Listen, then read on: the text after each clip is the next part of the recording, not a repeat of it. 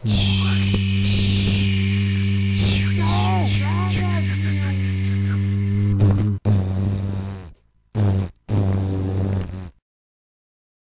lads, how you all doing? My name's Hysteria and this is a Battlefield 3 gameplay. Just don't bother looking at the gameplay. I think it's on Metro, it's not very good. Stay there to watch it if you want, otherwise tap out, I don't mind.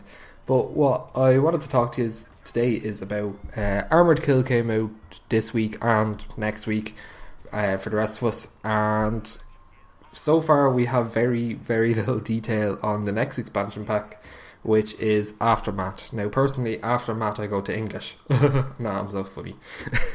But we've got very little detail about this expansion pack. It's coming out at Christmas time, I think, in and around, so yeah, that'll be a bit of fun. And the only details that have been released so far are a description of the map from DICE. That's the only information they've given us. They haven't given us anything specific, no screenshots or anything. All we have to work off is the actual poster for the game. But here is the description that DICE have given us. Set amongst the shattered district streets and surrounding villages of a post-earthquake Tehran, Battlefield 3 Aftermath depicts the continuing struggle for supremacy and survival among the devastation. So it's just going to be normal game modes, I'd imagine, maybe something new, I have no idea. They have announced a new game mode, but I'm not sure what that is.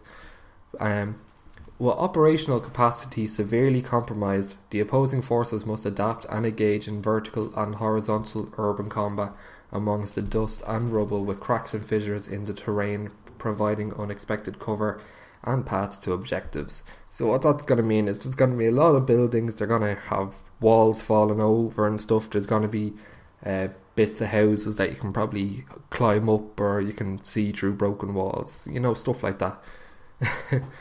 And the last bit here is additional support comes in the form of heavily modified troop transports and civilian vehicles specially adapted to deliver deadly force to the enemy. So that means they're gonna have those tanks that can carry a lot of soldiers. I'm not sure what they're called. If you know, leave it down in the comments. It's seen in the second mission in the campaign that the guys get out of. Probably have one of those, probably a light armor tank that just fires like whatever, it fires grenades. And then the other thing would probably most likely be technicals. They are the pickup trucks with the machine guns modified onto the back. I imagine that being a 3 or a 4-seater, depending on if they want to let another person sit in the back. But yeah, they'll be your kind of light armoured vehicles. They'll be your Humvees and stuff. We already have Jeeps with machine guns, so it's nothing new. It's just pretty much a camo makeover. So what we did gather from all this is that the whole map pack now, I think all 4 maps are set in and around Tehran, which is in Iran, and it's also the layout of, I think, the 2nd and 3rd missions in the campaign. So we'll probably be seeing a lot more details that we've seen back then. It's going to be set post-earthquake, and that's probably going to disturb communications for the soldiers in the city. I'd imagine like intercom services that we have in the game, that should kind of be muffled a little bit. And they're not going to have an awesome range of vehicles. They're not going to have jets, and I don't know if they'll have tanks, but they'll definitely have the lighter vehicles. They'll have cars with whatever on them. So the map is going to be a destroyed city, so there'll be lots of ways to navigate around the map, as new paths will present themselves in the destruction. You might be able to blow down a wall and, you know, be able to get to the objective that way. You'll be able to climb up a ledge or something that's fallen down. There'll be stuff like that implemented into it, I imagine. And let's see, it's urban warfare on 4 new maps. Yeah, we got that. Fight through the dust and rubble. Use the earthquake damaged terrain to your tactical advantage. So again, that's just going to be cover presenting itself that you can hide behind, or, you know, just stuff like that. Nothing brilliant there. Now what I think is they should make the earthquake a feature. Like it's post-earthquake, so there's going to be aftershock tremors, like just smaller earthquakes happening. So I think a good feature for this would be in rush mode. As players advance through the MCOM stations, have aftershock tremors destroy buildings and make the player screen shake. Now, a game where I've seen this done before is in Black Ops. If you ever played on the map Launch, when the rocket is launching off, the player screen kind of shakes and stuff. I think that would be good throughout Rush mode. If that occasionally happened, it would make things a bit more challenging and stuff, and just be a nice new aspect, at least on one of the maps, for that to happen. And I also think that, like, as you advance through MCOM stations, that the environment should change, kind of like on Operation Metro after you destroy the first base and it blows a big hole in the ground.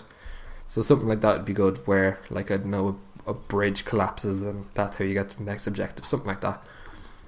The new game mode, I'm not sure what this new game mode could be. It could be King of the Hill, it could be Capture the Flag, something that they haven't really implemented into Battlefield before.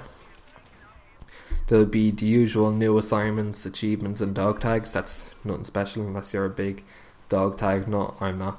Now, one thing is that I've noticed is there's no word on new weapons. They haven't announced that there will be weapons in this DLC, and that kind of makes me a bit sad, because Armored Kill didn't have any new guns, so I was kind of hoping this one would. Who knows, maybe they'll still put that in and they're just, you know, keeping themselves safe, but I have no idea.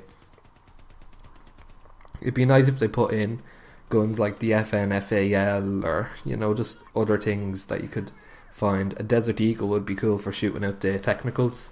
Something cool like that. Or, I don't know, even on the poster you see the guy holding a machete, so maybe a new knife or something included with it. Don't let it go with us just using the same old weapons again. We get bored. We get very, very bored.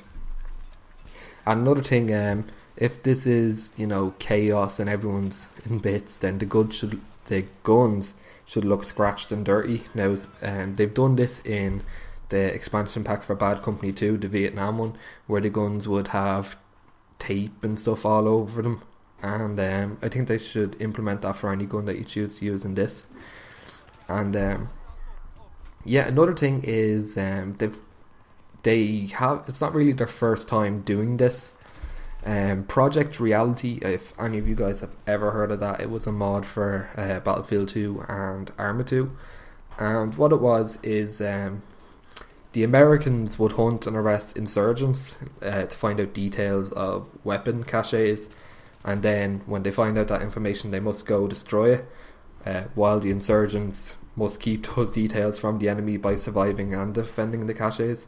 This is one of the game modes in Project Reality, and it'd be really cool if something like that got implemented into the game, where it would be, you know, kind of like patrols and stuff in the game mode. I don't know if they'll do that. I think Battlefield 3 is a bit too fast paced for that, but it'd be nice if they could implement Project Reality in there somewhere, seeing as it's kind of set in around the same kind of environment. Now, the last thing I want to show you is the poster. I bring it up on screen here. If you can see the poster, you can see that the soldier seems to be carrying a large machete-like blade.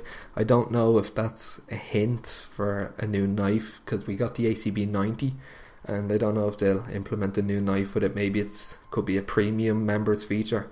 I don't know. I don't care about new knives. They all work the same, you know, unless it's going to be a knife with a new feature. I don't really care. In his other hand, it looks like a lit distress flare. Now, this could mean that the map could be dark in places and there will be flares everywhere to kind of light the place up, giving it a more, you know, realistic feel. You can also see that there are sparks flying from cables and the flare. This could mean resulting in a power blackout after the earthquake, of course. And again, it could make some parts of the map very dark and so I think the tactical light would be a popular choice if this is implemented, as it's the only thing you'll be able to see. The night vision scope's not great. They made it better, but still not great. And you can also see that there's smoke coming from the debris, so expect a lot of things to be on fire. And that's all I could really make out. There are other rumours that if you look closely you can see a dinosaur in the poster, but I haven't seen that at all, so don't have a clue about that. But anyway, lads, that has just been like my little expectancy wish list for this game. Thanks all very much for watching. This has been Hysteria, and good luck.